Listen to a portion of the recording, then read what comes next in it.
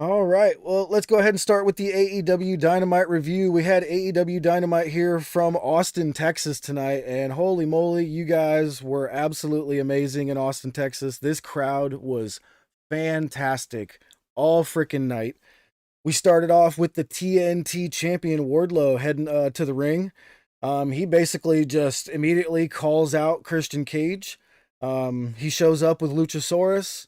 A brawl ensues a lot quicker than I thought was going to. Actually, I thought Christian was gonna, do another one of his absolutely destroying promos there, but we get a brawl right off the bat. Christian goes to spit into Wardlow's face. Wardlow catches him by the throat and stops him. Luchasaurus attacks. Um, this was pretty interesting here. They basically grabbed a ladder. So Luchasaurus goes outside the ring. He grabs a ladder, brings it inside the ring, and they prop it up against the turnbuckle and smash Wardlow through this ladder. That looked so damn painful. Wardlow sold it tremendously. Like he looked like he had just been absolutely murdered or stabbed in the back. And then they put the ladder down flat on the mat where Christian actually had to step on it to flatten it back out, and he hits him with the kill switch. This was a brutal attack on Wardlow. I absolutely love how we're going after a ladder match here with Christian. You know, obviously Christian's a an amazing ladder match competitor. Mhm. What did you think of this? How'd this go for you? I was pretty happy with the segment overall. I think it was just the right length for what it needed to be. Me too. Good back and forth between Christian and Wardlow. And I'm excited that Christian Cage is wrestling in a ladder match. Christian's been doing great work. Not great work, phenomenal work since he turned heel, and Oh yeah. it's been awesome. And this is going to continue to be a really good run by Christian. And it sucks because I think Christian should win this ladder match. Yeah, I actually agree. I think Christian should win this as well. But I'm not sure what's going to happen here. This is definitely one of those matches where I'm not going to be able to predict it. It's going to be a tough one on our card. I think we're all going to have different choices here. I think it's going to be a really good one. It Yeah. could make or break the entire tournament for some people. Oh, it could absolutely. Yeah. All right. Next up, we had Orange Cassidy and Darby Allin versus Lee Moriarty and Big Bill. Man, we say it every time, but Orange Cassidy is so over. The freshly squeezed chants were like deafening. I wish I could hear from somebody who was in the arena on how loud those actually were, but on my TV it was deafening coming through those speakers. Um, Absolutely loved this freaking match. The beginning with Orange Cassidy and Lee Moriarty with the series of one count falls, that was one of the coolest opening sequences to a match I've seen in years. Um, Basically, Orange Cassidy and Lee Moriarty kept countering each other into a one fall, and the way that Bryce Remsburg kept yelling one, one, he did it so perfectly that the crowd immediately caught on and they started doing it with him. And they had to have done, what was it, maybe 8, 9, 10 one count falls. That was one of my favorite spots, sequences in a long time. I loved it. Yeah, so an interesting note to point out at the beginning of the match, and Lee Moriarty said this on Twitter actually today as well. But he said that the firm have been deleted. The firm is over. They're done. Okay. This is two friends who had grudges against these two guys teaming up. But so I thought that that was a interesting thing because they even said we haven't seen or heard no one's seen or heard from Stokely since the final deletion or the firm deletion. I'm sorry. Um, Oh, that's right. You will pay yeah, for your crimes, Tony Khan. Tom will pay for his crimes. But no, so no one in kayfabe has seen or heard from him. And Big Bill and Lee Moriarty are no longer the firm. No, the firm is broken up. They're just two guys who are friends who are going against these other guys that they have beef with. Dude, could you Um, imagine if the kids, Maxwell, like the kids, the Hardy Boys, just have like Stokely down in the basement and he's like tied up and he's just like sitting in the corner shivering or something? Or maybe he's still in the movie theater just watching movies with him. They're just like torturing him with Disney movies. uh, so This was an awesome match. We got an orange punch and a coffin drop at the same time, basically. But Darby Allin does not go for the pin. He picks Lee Moriarty up and he hits him with the side headlock takedown. An obvious message to MJF to pick up the 1, 2, 3. Um, Absolutely loved the finish of this with Darby Allin sending that message to MJF like, "Oh, you think you can win your matches with that you know, headlock takedown? So can I." It was great. Yeah, again, it's just one of the layers to the whole Four Pillars feud, where this simple wrestling move, a headlock takedown, holds so much value, so Yeah, much weight, I should love it. say. It's amazing. All right, next up we had Nick and Matt Jackson being shown backstage, not necessarily backstage, but kind of like way backstage where the wrestlers enter in. I forget what you call that area, like the parking area or Jeff, you call it a parking lot. a park. It wasn't like a parking lot, Parking was it? lot. It's the parking area. What do you mean? Yeah, I mean, yeah, but you know what we mean. The area in the back where the buses and cars can be. And before they could get much out, the Blackpool Combat Club surrounds them, and we get the beatdown. That that spot with Nick getting rammed into the front of that truck, man, that looked painful. I don't know if you've ever been like accidentally tripped into a car or anything like that. They don't give at all. That shit had to hurt. Well, speaking of what looked really good, Nick uh, absolutely chucks his suitcase into Wheeler Yuta's face, Oh yeah, yeah, that was good. and it excuse me, it fucking decks him. It was great. Yeah, they tried to put up a good fight, but you know, Blackpool Combat Club got the best of them, and Moxley grabs the camera and he screams, you know, "We are the elite," as you know, in this company. So He says we are the elite in this business, in this business, yes, we are the elite in this business. and Excellent, I knew we were in for a special night when he said that. absolutely, yeah. He's like, we are the elite. I'm like, oh boy, here we go. All right, next up, we see Arn Anderson rushing into the medical room where Wardlow's getting tended to. And he grabs the ice pack and slams it up against the wall. And he's like, "I should have been out there with you, Wardlow." And Wardlow's like, "No, dude, no."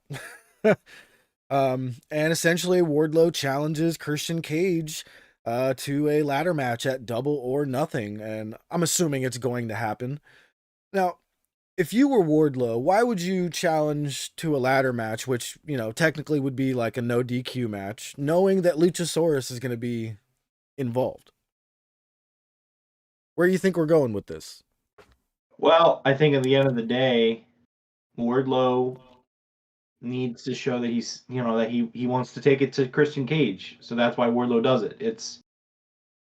I get your point with Yeah, obviously Luchasaurus is going to play a factor. I wouldn't be surprised if Wardlow doesn't have some backup of its own at that's what Double. I'm hoping. I mean, obviously, I would go Brock Anderson, Brian Pillman Jr. I think I said a few weeks ago. I think Cole Carter would be a good fit for this Four Horsemen stable if they really want to try and do this this new stable.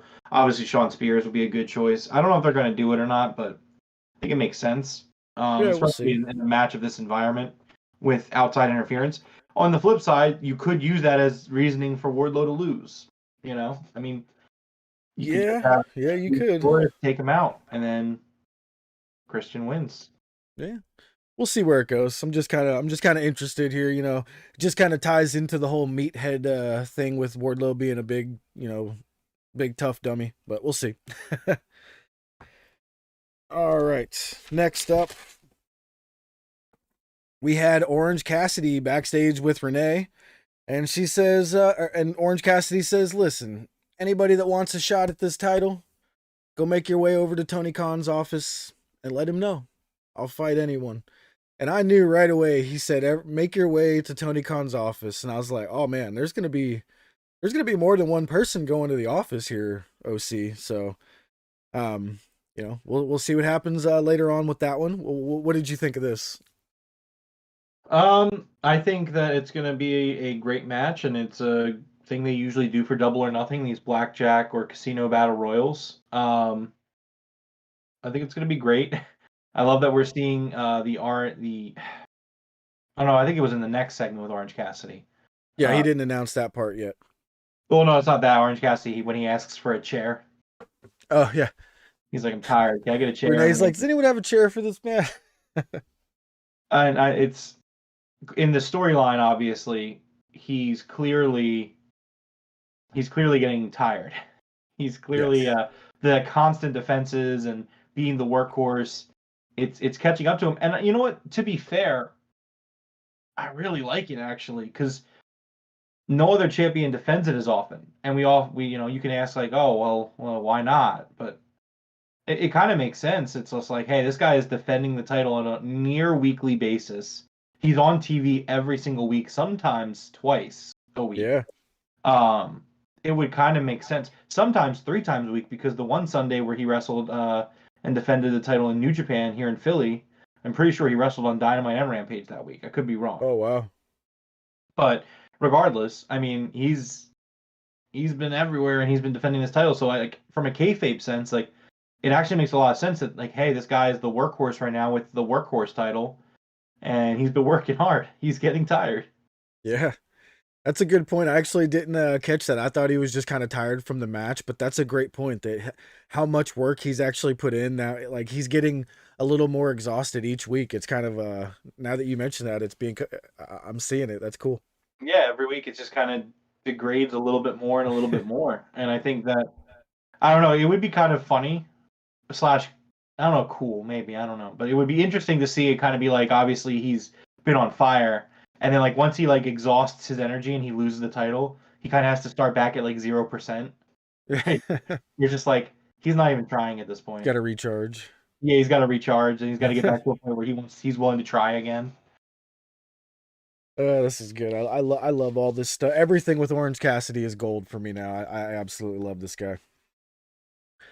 Next up, we had Sammy Guevara in what they said was his home state. So, Sammy Guevara, from somewhere in Texas, that's great. He got a little bit of cheers here. They didn't want to boo him, we'll put it that way. He got some cheers here. It was pretty nice. But Sammy Guevara versus Exodus Prime.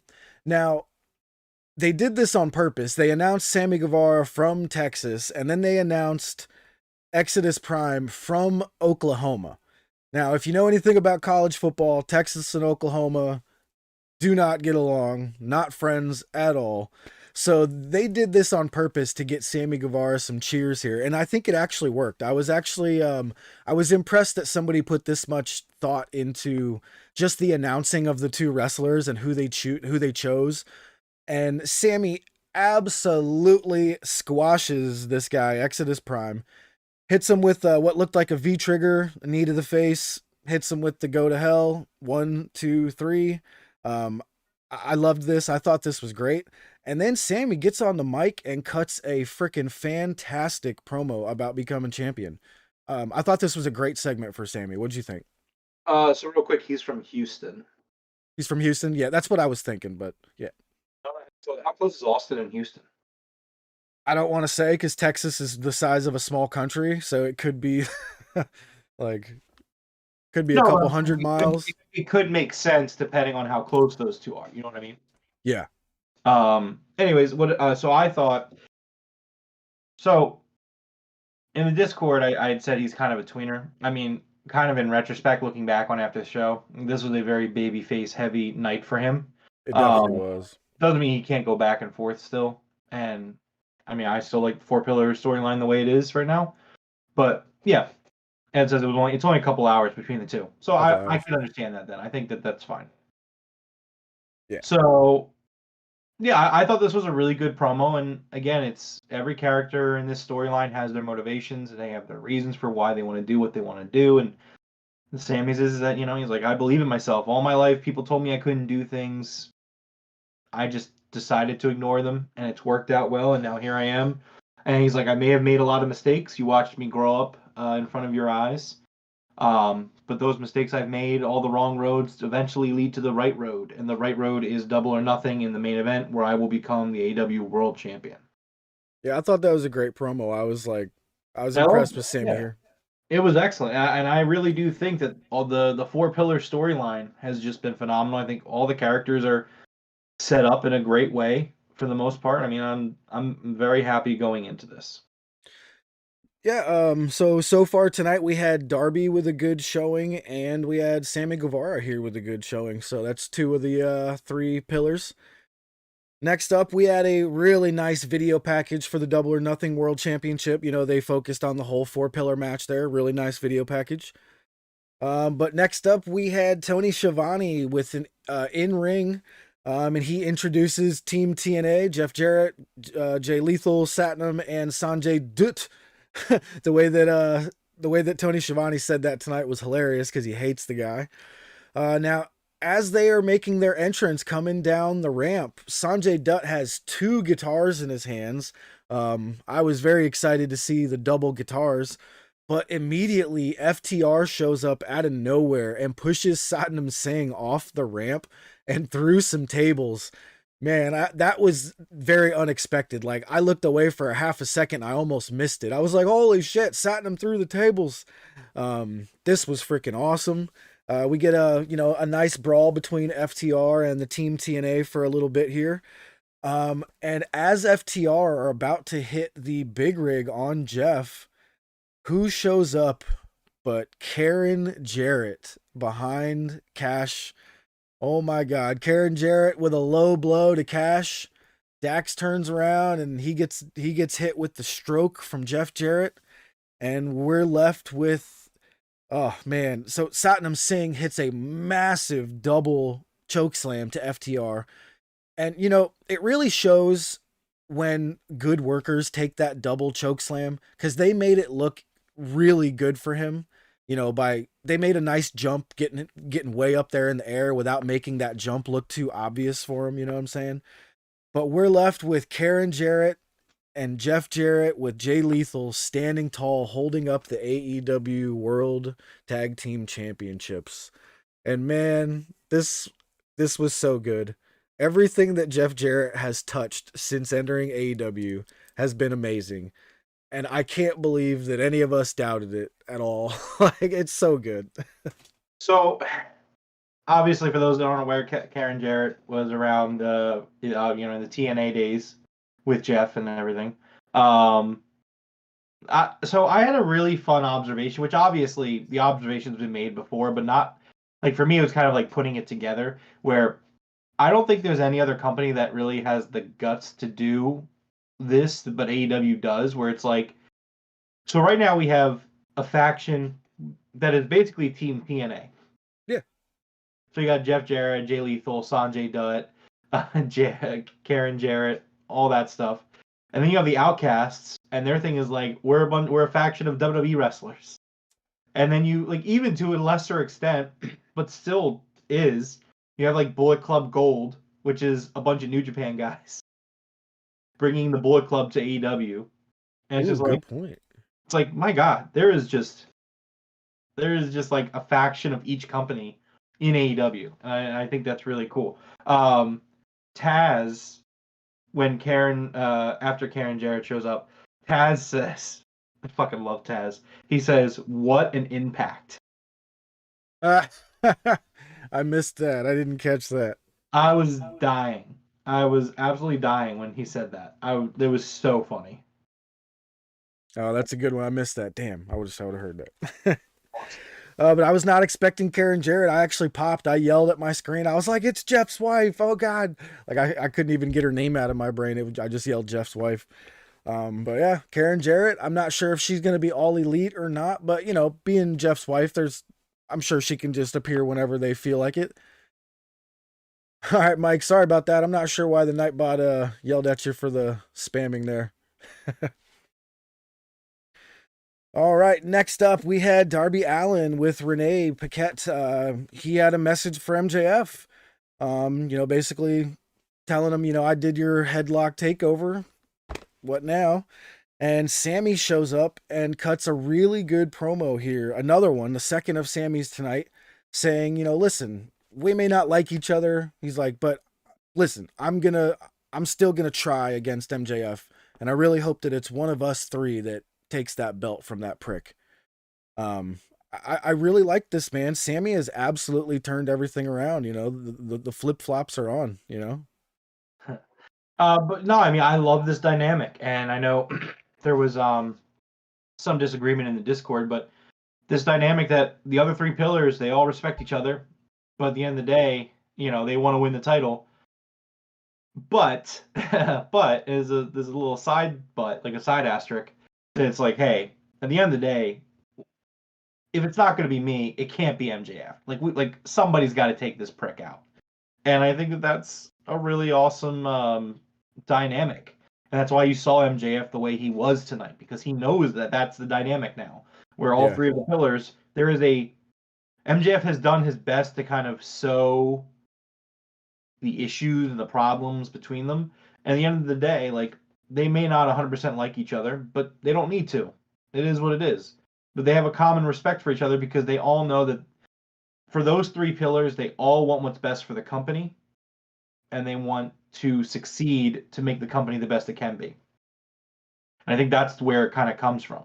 And yeah, I thought it was great. This was a great step in the direction because you get Darby and Jack on the same page after the feuding, that they've been doing for a few weeks now. Yeah. All right. Next up, we had the Outcasts.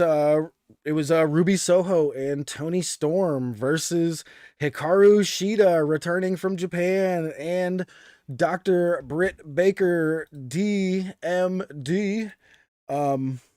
Dude, I know as soon as we saw Shida, obviously we knew this was going to be a great match. And we know all four of these girls can go. But oh my God, this match blew me away. This was my match of the night. This match was absolutely incredible for me. Ruby Soho's new look, she's got her heel look with the green hair, looks absolutely incredible.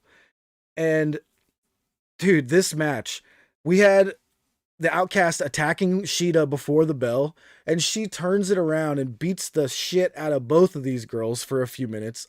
Absolutely loved the beginning of the match. This was one of my, like I said, this was my match of the night. What about you? Oh, this wasn't my match of the night, but it was really good. First of all, Hikaru Shida with the brand new entrance looked So amazing. good. Looked amazing. No, this is a really good match, and it was also kind of a crazy thing to see. In general, it was actually a crazy night for tag teams because obviously Orange Cassidy and Darby Allin was wild, but if you're a day one AEW kid, you know what I mean, and you're over here watching since day one, you get Britt Baker and Hikaru Shida teaming up. That's insane. Like that was. I don't think that people really talked enough about how like insane that tag team pairing is. You know what I mean?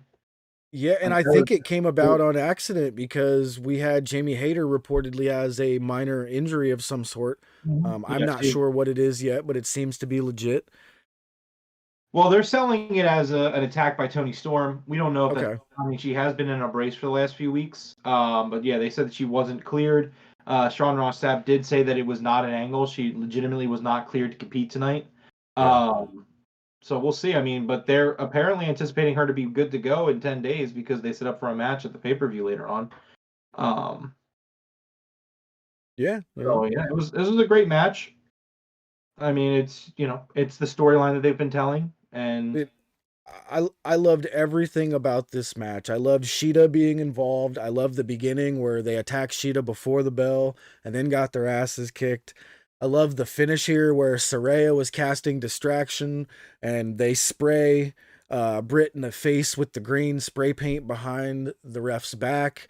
The Storm 0, 1, 2, 3 from Tony Storm to Britt Baker.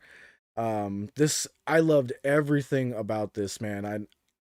Maybe Ed might be the one in chat because he watches the Ed, can you remember a better women's tag team match than this? And I'm talking about in any company recently. I mean, this tag team match for the women was absolutely phenomenal in my opinion. I was blown away here. I loved every second of this. Yeah, it was a great match. All right, let's move on here to the next one. We had Renee Paquette backstage with Orange Cassidy once again, and she kind of wanted to advise him, Orange, after you told everybody to go to Tony's office, about 20 people showed up, and Orange says, Huh, damn. I guess I'll fight them all.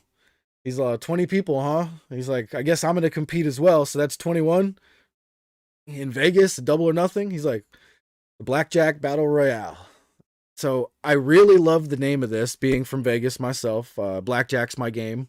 Um, do you think we're gonna have any sort of special rules for this, or have you preempted me? Is there some sort of tweet with the special rules for this at all? No, but it's a blackjack battle royal. What's that? What does that mean? Usually it's a casino battle royale. How do you think this one's gonna go down? In the blackjack battle royal, if I recall, it's very similar to the casino battle royale in the sense that everyone there's a deck of cards. Everyone draws the card. I think it's Okay. because there's 21. I don't remember exactly, but I would assume it's just everyone draws a card from the deck, and whoever draws whatever number you draw, it comes out, or Huh. whatever suit you draw goes out. Have they done the blackjack before? I don't recall that being used, but I guess if they have, I'll check it out and see what they did They then. called the original battle royal. Oh, you could be right. I thought the original was the casino battle royale, but I'm not sure. You might be right. I'm So, looking. but either way, I love the name of it. If it's just 21 members, that's cool. Um, I hope it's not the kind where 21 dudes start in the middle of the ring and just start throwing each other over immediately. I don't like those. Give me one where everybody shows up once a minute. You know what I mean? Give me one guy a minute. And since Orange Cassidy's the champion, he should be number 21. You know what I'm saying? Like that'd be the way I did it. But Well, I think usually it's because the 21st would be the Joker. okay. Well, see, that would be a casino with the Joker. I don't even know. There's too many of these battle royales. We'll figure it out though. Well, so something funny that happened was Orange Cassidy said that 20 people went and talked to Tony, and he's like, 20? That's a lot. Yeah. And then he's like, well, Renee, do you want to get in on this? Make it 22? Yeah. He's like, no, I'm good. She's like, no, I'm good. She thought about it for a second, though. You could see in her face. She's like, Uh, no. all right. Well, moving on here. Next up, Tony Khan with his announcement. He kind of just reiterated what happened earlier at the Warner, the AEW Collision announcement on Saturday, from 8 to 10. I'm so happy about this. I can't wait. Did he add anything to this at all? So he Well, basically he added said, the tour dates in Canada, right? so he's had the tour dates, and they are Saturday, June 17th, Saturday, July 8th, June 24th, July 15th, the 29th, 22nd, or I'm sorry, June 22nd. I read that completely wrong. I'm sorry. But basically, yeah, he lays it out. They're all the Canada shows.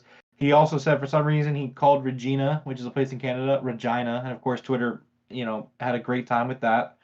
Um, and then Saturday, July 22nd, they're coming back to Newark, come back to the States in Newark, New Jersey, in the Prudential Center.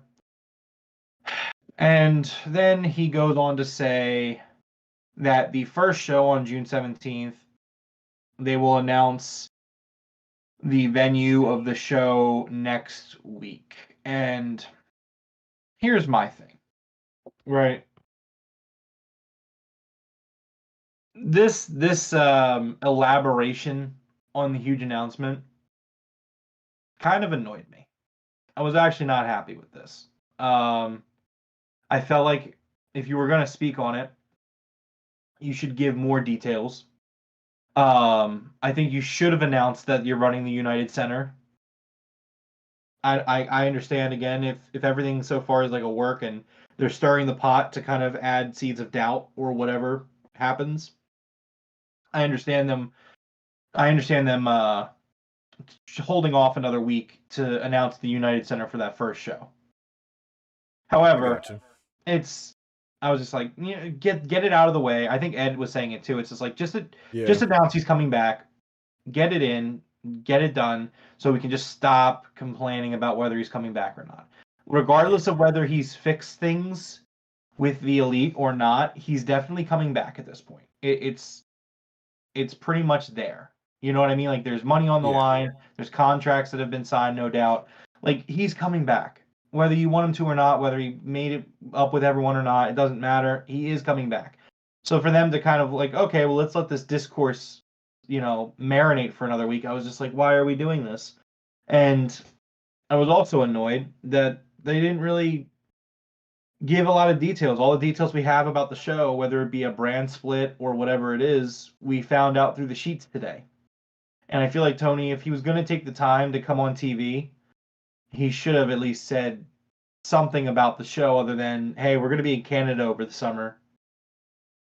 Like, I don't know. This fell very flat for me, where I was like, I was expecting some sort of confirmation of actual news. Like, these dates weren't news.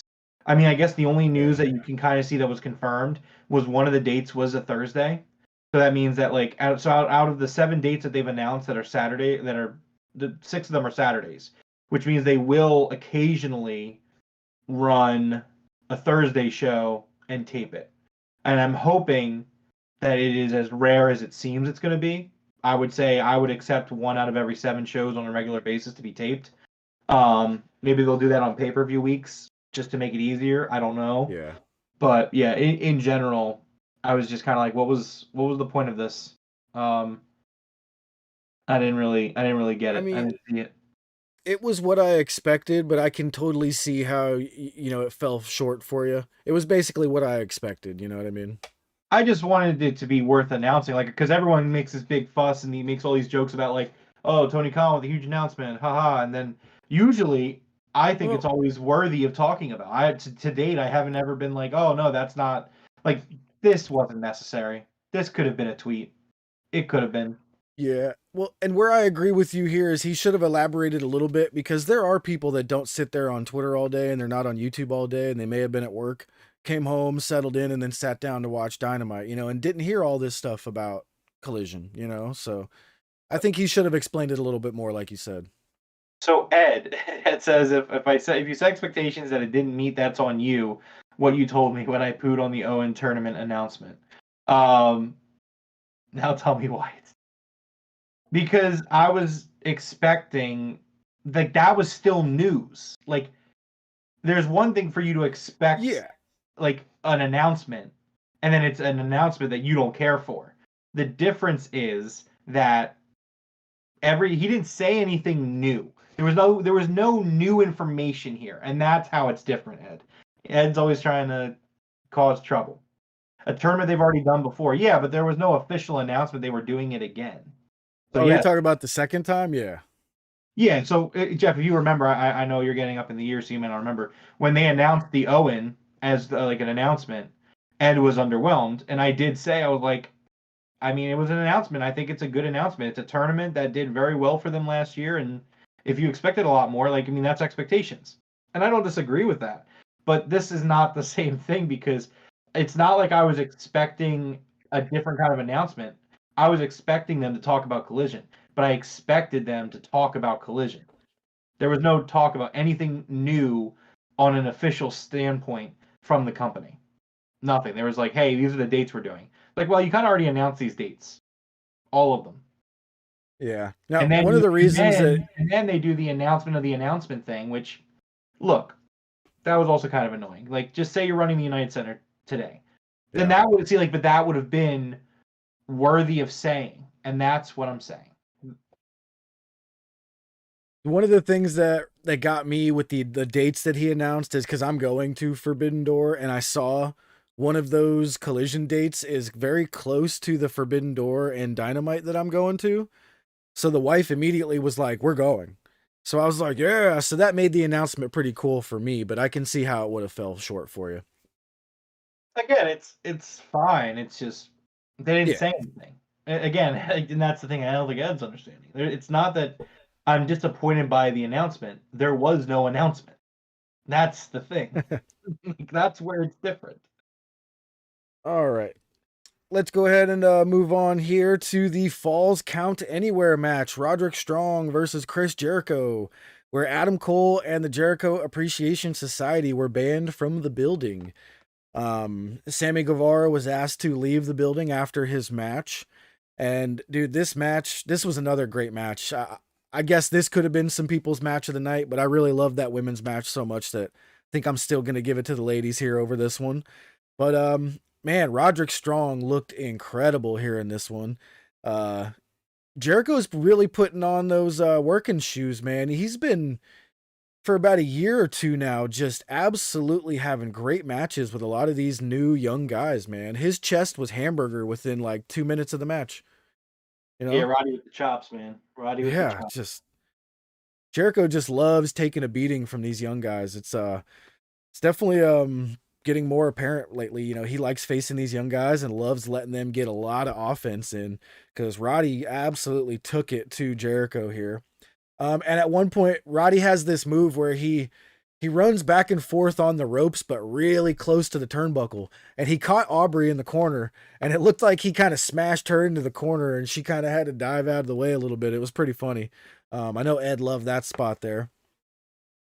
So Um, I had a funny moment, a funny observation, right? So I'm watching this match, and they spent the entire first leading up to the first commercial break, which was like 4 or 5 minutes.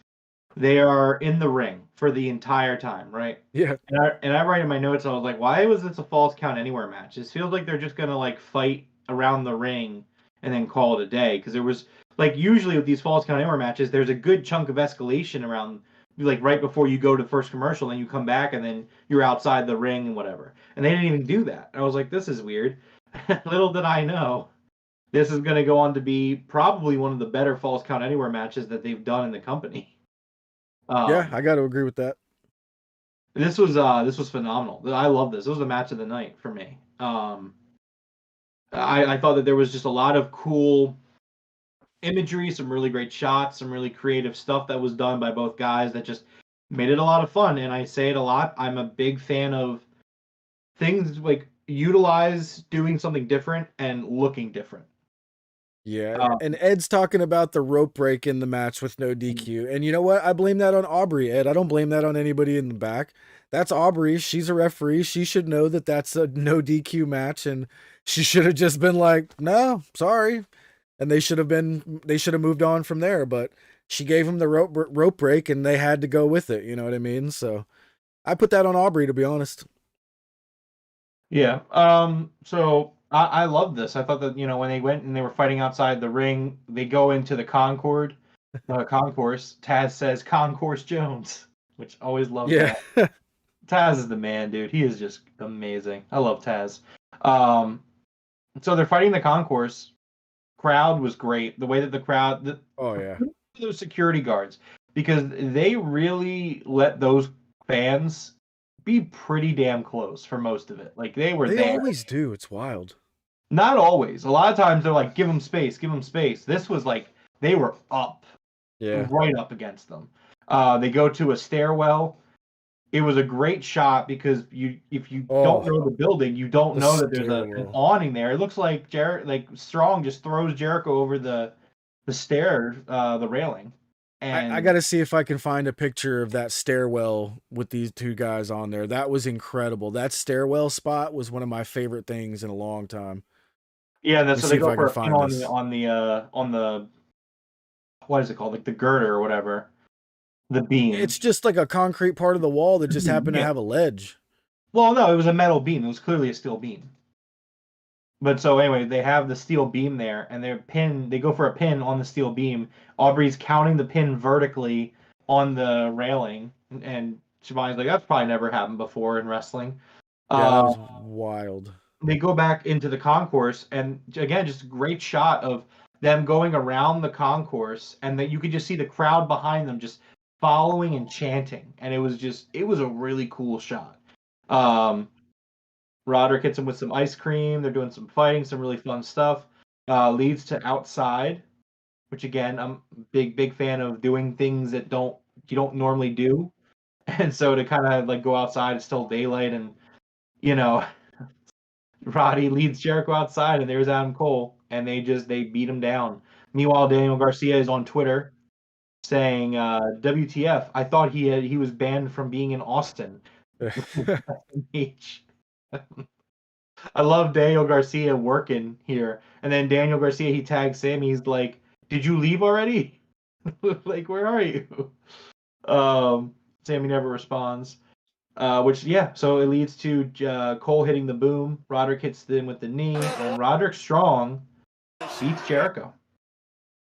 So I got the picture of where these dudes were battling in the stairwell. It's literally just, I don't even know why it's there, but it's just a giant concrete walkway built into this freaking arena. This is so weird. But I was like, holy shit, when they were doing this, man. Because down there where the stairs go down, that's got to be 10 feet, maybe 12 feet. Please, Jeff. No, yeah, I'm not playing any video. It's just a photo. Okay. And like, wow, like I can't believe these dudes were. It looked amazing the way they were battling right there. It really did.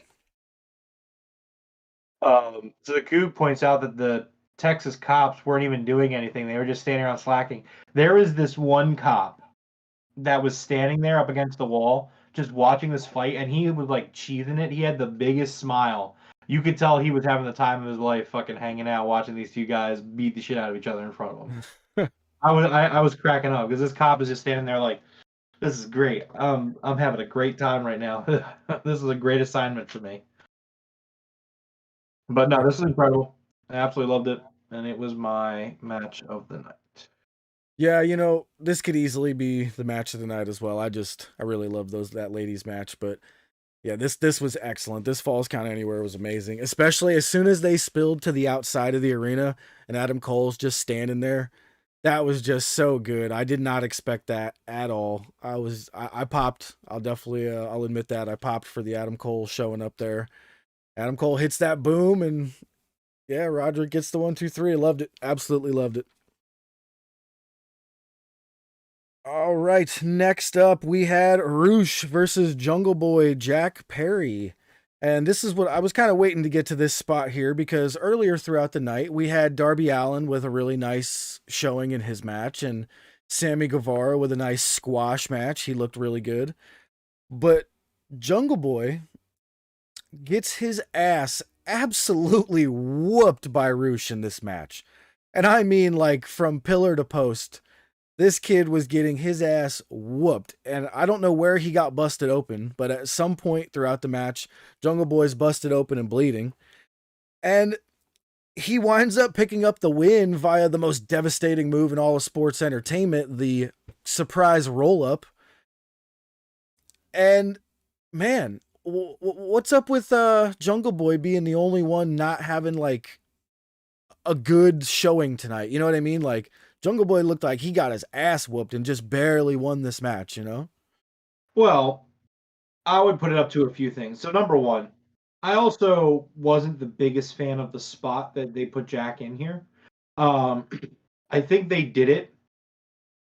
Part of me wonders if they did it because of the backlash that was kind of going around when they announced this match, because people were complaining. They were saying like Jack should not, like, I can't believe they're gonna have Roosh do a job here, which, here's the thing. When you have a strong roster like this and you put guys over to make guys feel credible, you're gonna want to have these kinds of matches where it's like, oh wow, like both these guys should win this. Like, that's good booking, but it's also, obviously there's the time where you don't want to book yourself into a corner. Like, it's a situational thing.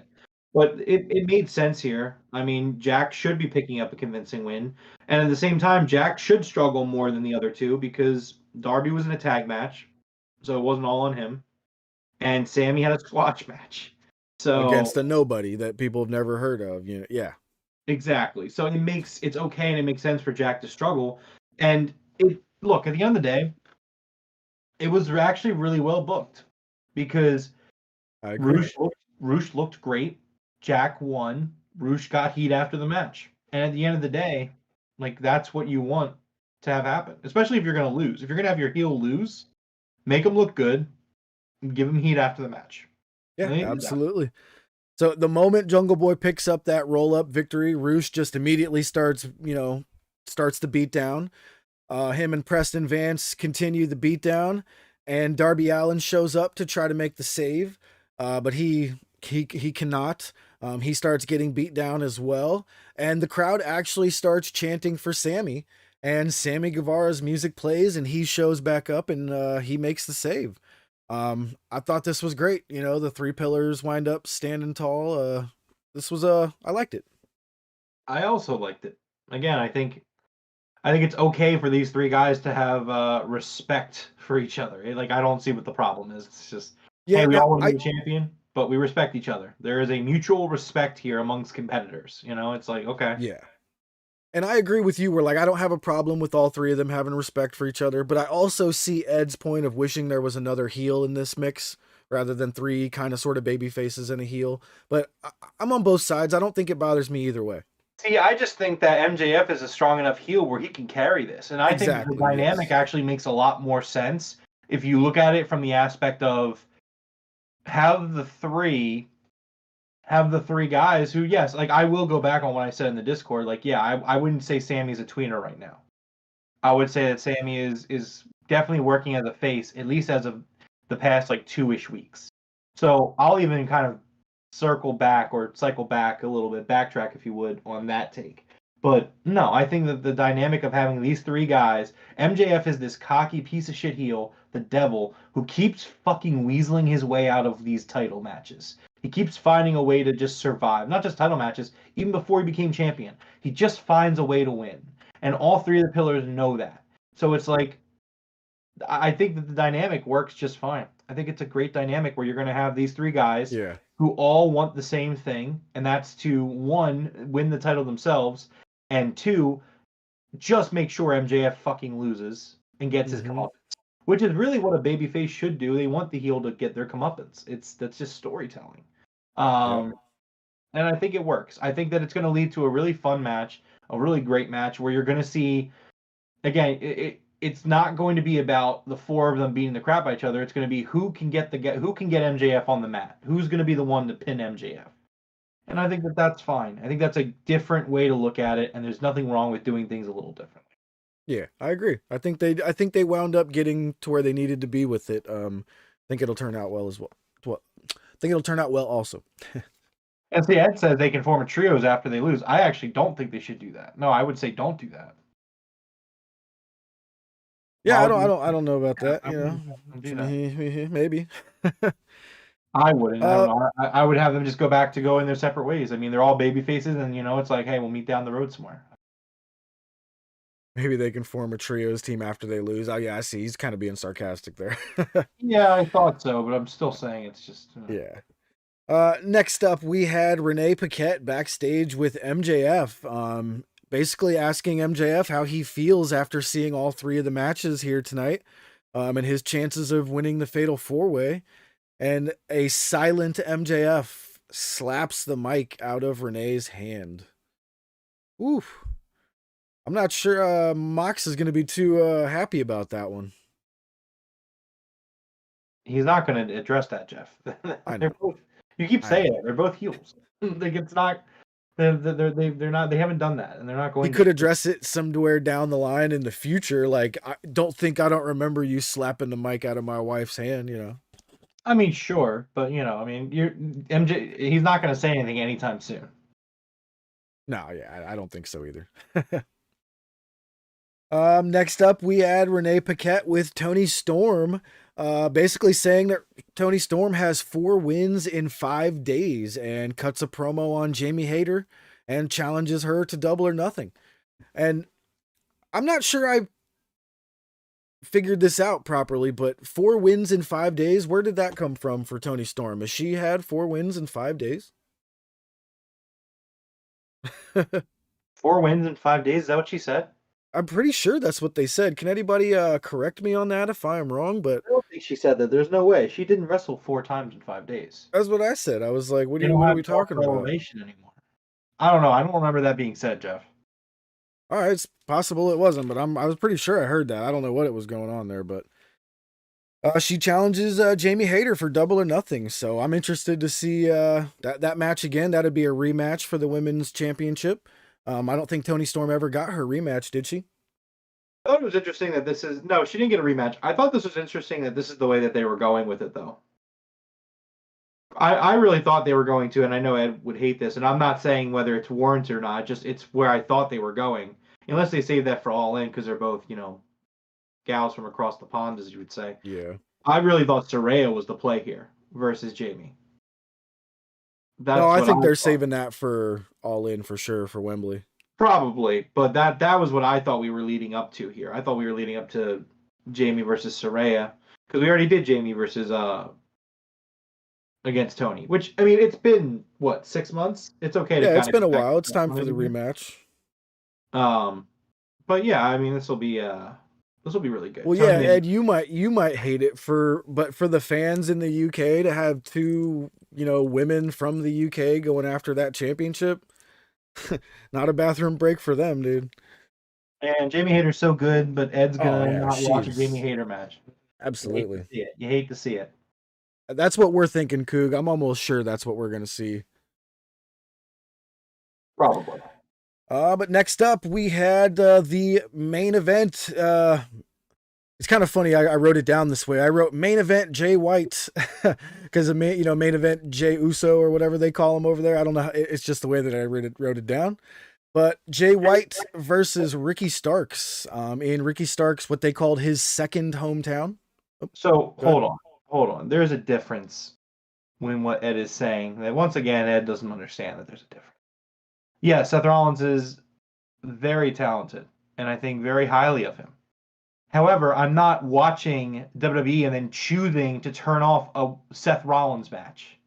Like, He doesn't watch it at he's all. comparing apples to oranges, where it's like he's already sitting down watching the product, right? Like that's my thing. Ed is sitting down and watching this product, and then he's legitimately turning it off. Or he's Me, willingly walking away from it. Yes. right, exactly. He's getting up and walking away from the product. That's what I'm saying. He's saying, "Oh, well, you don't watch Seth Rollins." Like, yeah, you're right. I don't watch anybody in that company. I don't watch that product. It's not the same thing. It would be like if I sat down and watched all of WWE, but whenever fucking Madcap Moss came on TV, I was like, you know what? I'm done. And I got up and walked away. It's just not the same thing. Goodness. But this was a great match, man. We had basically Ricky Stark's toughness versus Jay White's brain, and we had Juice Robinson outside on the outside of the ring casting his distraction. Um, this was very interesting here. How we rarely ever get these DQs in AEW. So Jay White like gouges at the eyes of Ricky Starks as Ricky Starks is taking the upper hand in the match. And this kind of causes Ricky Starks to like flip out and kind of just get all pissed off. And he grabs a chair and just starts beating Jay White's ass with the chair and gets himself disqualified. As Jay White and Juice Robinson run off up the ramp, Ricky Starks puts the chair down in the ring and has himself a seat. I liked this. We don't often get DQs like this, and every once in a while, I think they're all right. And I like that it was a babyface actually getting the DQ here. I don't know what it was, but I liked it. So I don't have a problem with them doing a DQ finish in general because, like you said, they don't do it very often. And it's okay to do these kinds of finishes as long as you're not over relying on them. My problem with the finish kind of comes from that I just don't feel like it was warranted. I mean, yes, Ricky has been dealing with the two of them for probably going on a month now, and I understand that. But I don't know. I was watching this. I was like, did Ricky really need to do that? Like, was there really like did the frustration for Ricky really boil over in the three matches that have been had? Where like one of those matches he even had Action Andretti to back him up. Like, I don't know. I was just sitting there and the finish didn't make a lot of sense, and I'm sure it's going to lead to a gimmick match of some sort at the pay per view, and I'm Yeah. sure it'll be a phenomenal match because leading up to the finish, this was a great match. But I just think I don't know. I just the ending didn't sit right with me because it just didn't feel warranted. I don't think Yeah. Ricky Yeah. like what's Ricky's motivation for doing this when in terms of the character? Like why would he do this? Like he I had the like, match in his hands and he dispatched Juice Robinson. He hit Juice with the chair. He got rid of him. And then he was like that's your time to win the match. He's like, nah. Also thought it was weird that technically Paul Turner didn't throw out the match until the second chair shot, technically. yeah. Because he hits Well, him in the gut and he hit him in the gut. Yeah. Turner's like, what do you do?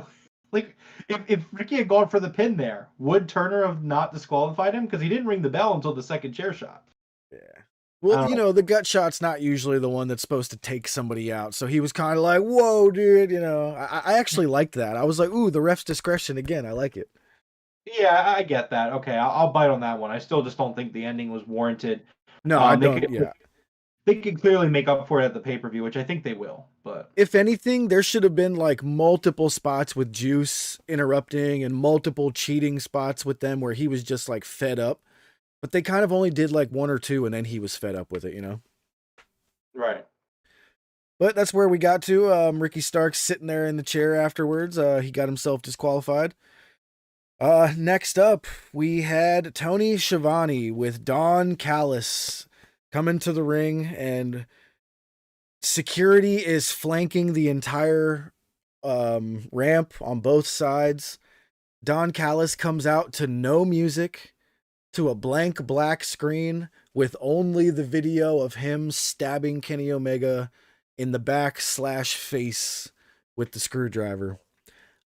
I absolutely loved the no entrance music or anything for him because it really, really added to what came next. Um, the crowd was chanting "piece of shit" so loud that people in my house heard it from the other room and they were like, "Whoa," yeah, you know what I mean, and like came in. This was incredible. The crowd here in Austin was fantastic for this. And Don Callis essentially says, "Without me, there is no Kenny Omega." And immediately, Kenny Omega's music starts playing.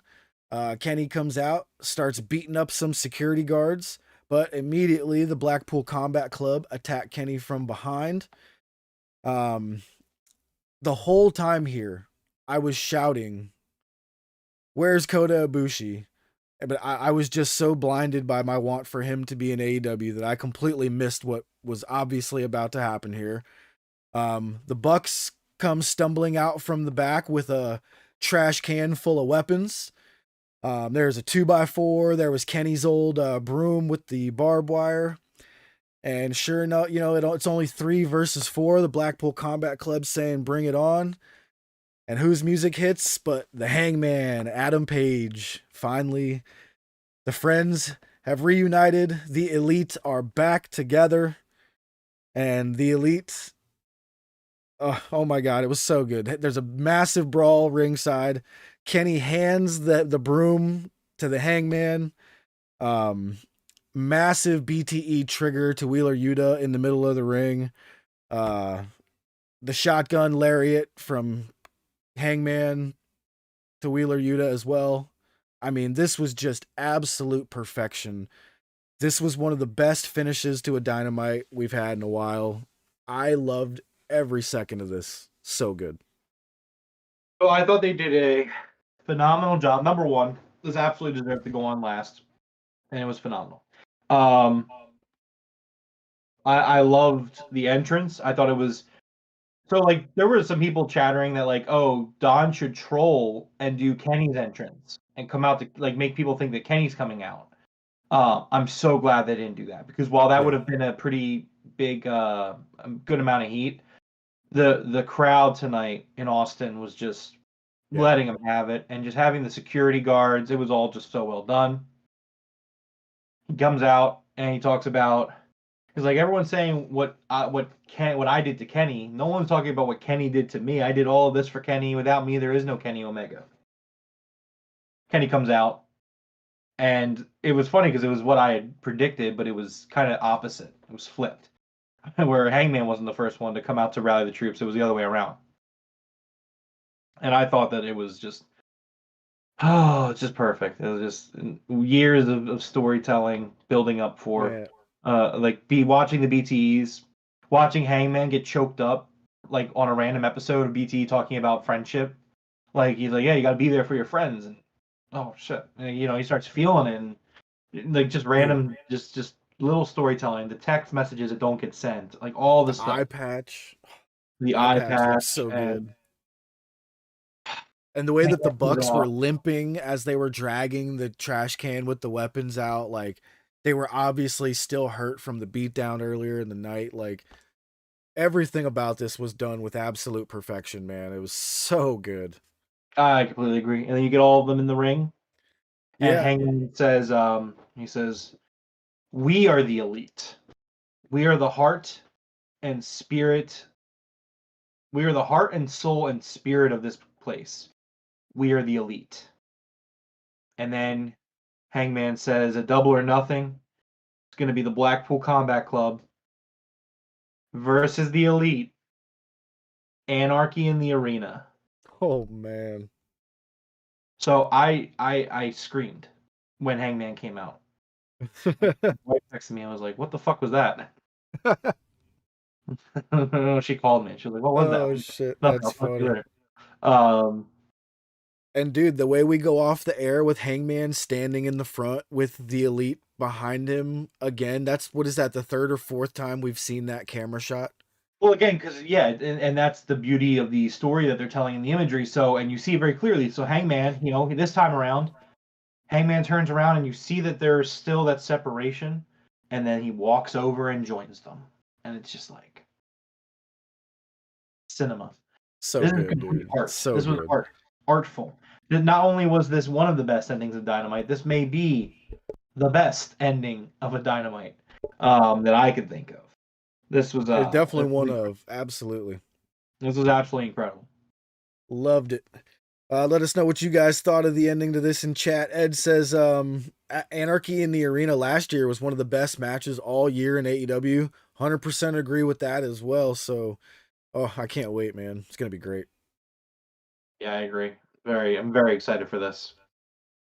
All right. Excellent, excellent episode of Dynamite here tonight. What do we have lined up for Rampage this week? Do you have the card ready to go? Do 1 second.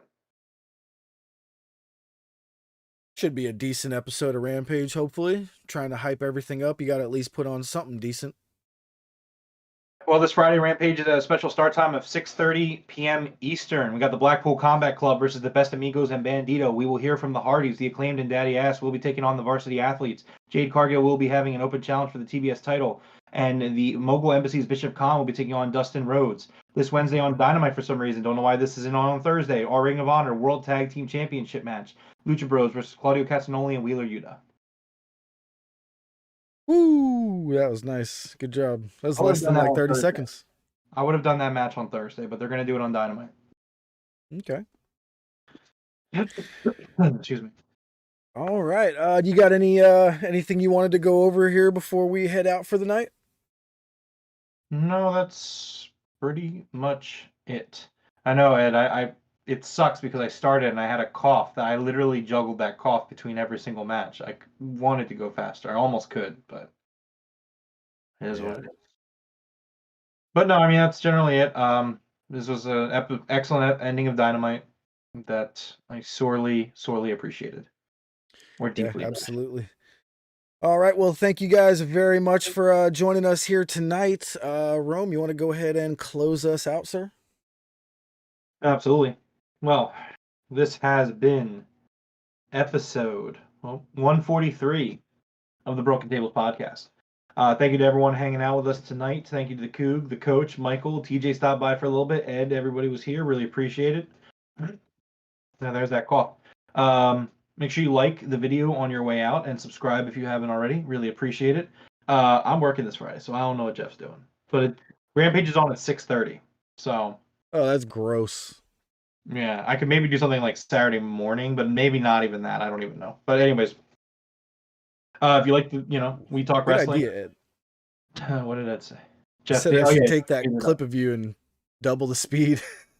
oh, you totally should actually. That would be a really good call. I'm going to. That's a great idea. Yeah. Anyways, so yeah, if you like what we do here, we talk about pro wrestling. Next week is a big week of content for us.